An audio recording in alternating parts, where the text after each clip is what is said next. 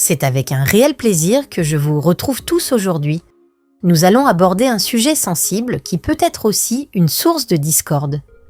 Et oui les amis, la famille, ce terrain d'amour, de souvenirs entre parents et grands-parents et parfois de petites batailles autour d'un biberon, d'un coucher trop tard ou d'un désaccord sur l'éducation, peuvent créer de véritables conflits.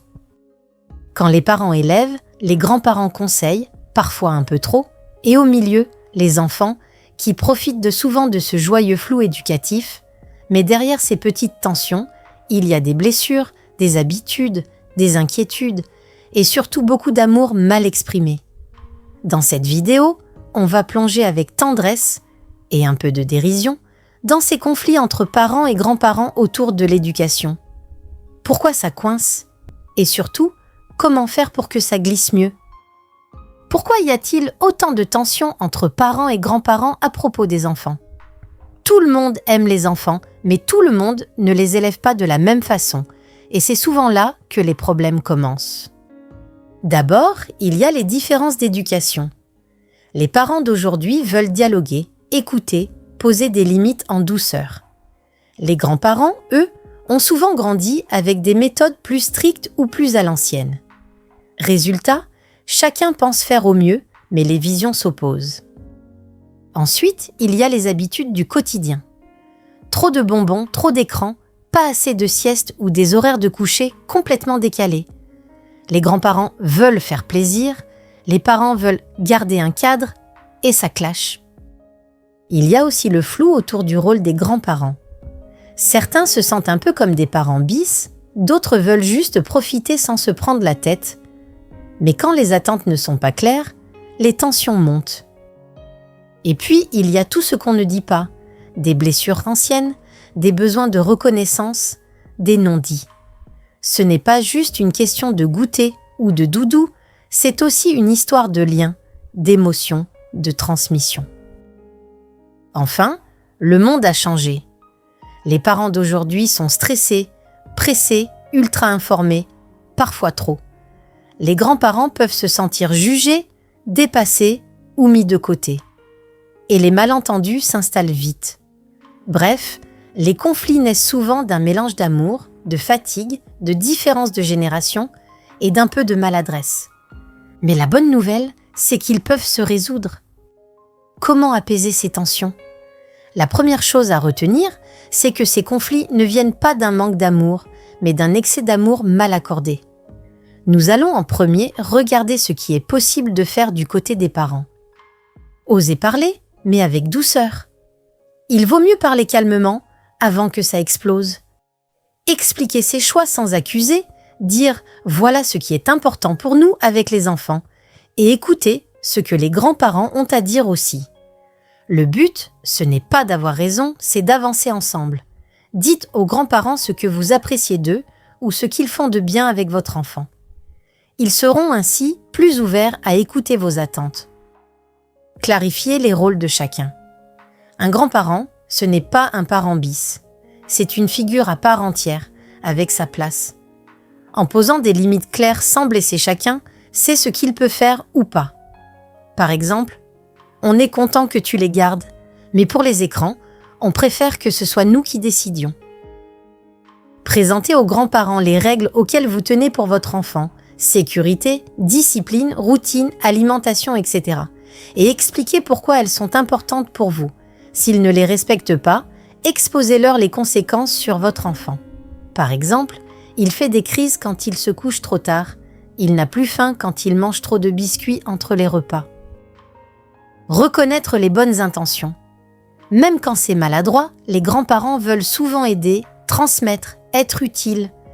Dire merci, reconnaître leur présence, ça désamorce beaucoup de tensions. Ils ont besoin de sentir qu'ils comptent encore. Évitez les accusations.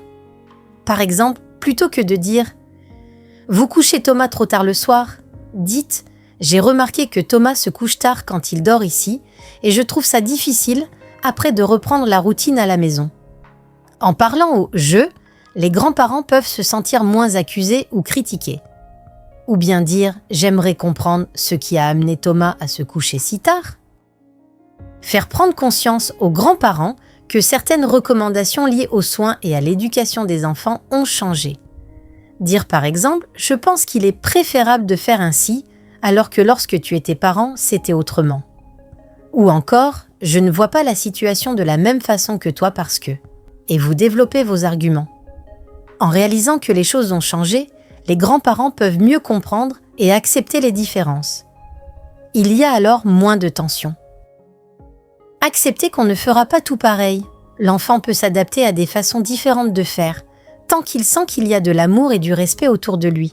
Ce qui l'angoisse, ce n'est pas qu'on fasse différemment, c'est qu'on se dispute à cause de lui. Créer des ponts, pas des murs. On peut proposer des moments de partage, comme lire ensemble un livre sur l'éducation, regarder un documentaire ou juste parler d'une difficulté vécue sans juger. L'idée, c'est de faire équipe, pas de se battre. Gardez son calme. Ne réagissez pas trop vite si vous vivez des tensions avec les grands-parents. Mieux vaut prendre un peu de recul pour vous calmer et discuter de la situation avec votre partenaire pour essayer de trouver des pistes de solutions ou voir si vous êtes prêt à faire certains compromis. Évitez les disputes devant les enfants. Il va de soi que les conflits se règlent entre adultes, jamais devant les enfants. Pour eux, vous devez faire corps et présenter un comportement cohérent. L'enfant a besoin d'un discours unique. Il ne faut pas que votre petit, même les tout petits ont des antennes, comprennent qu'il est un enjeu entre vous, car il risquerait d'en jouer. Les écarts de discours trop fréquents font des enfants capricieux qui provoquent les adultes et cherchent sans relâche les limites que ces derniers ont brouillées. Avant que la tension ne devienne trop lourde, essayez d'ouvrir le dialogue. C'est encore votre meilleur atout. Et si malgré tout, la situation reste bloquée, il faudra peut-être accepter de renoncer à ce mode de garde, aussi pratique soit-il, et prendre un peu de distance.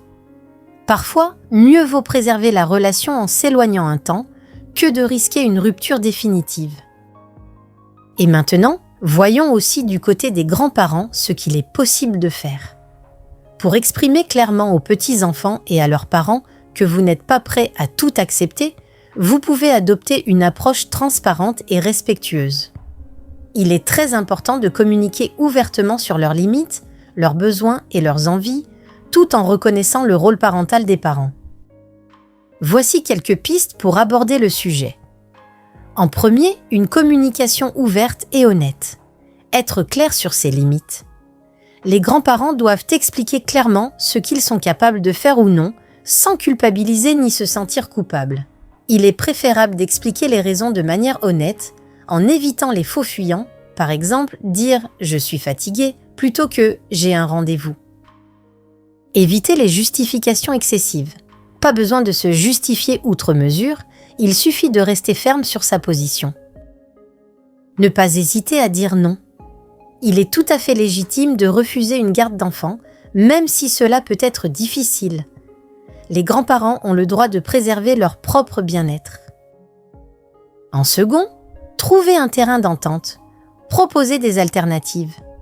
Si les grands-parents ne se sentent pas capables d'assurer une garde complète, ils peuvent proposer des alternatives, comme une garde plus courte, des visites ponctuelles ou des activités spécifiques avec les petits-enfants. Respectez les choix parentaux. Même si les grands-parents peuvent avoir des opinions différentes sur l'éducation, il est important de respecter les choix des parents. Évitez de critiquer ou de juger. Les critiques envers les parents ou le fait de faire des choses en cachette avec l'enfant peuvent nuire à la relation. En troisième, préserver la relation. Mettre l'accent sur la qualité du temps passé ensemble. Les grands-parents peuvent privilégier des moments de qualité avec leurs petits-enfants en faisant des activités spécifiques ou en se concentrant sur des relations individuelles. Restez flexible et attentif.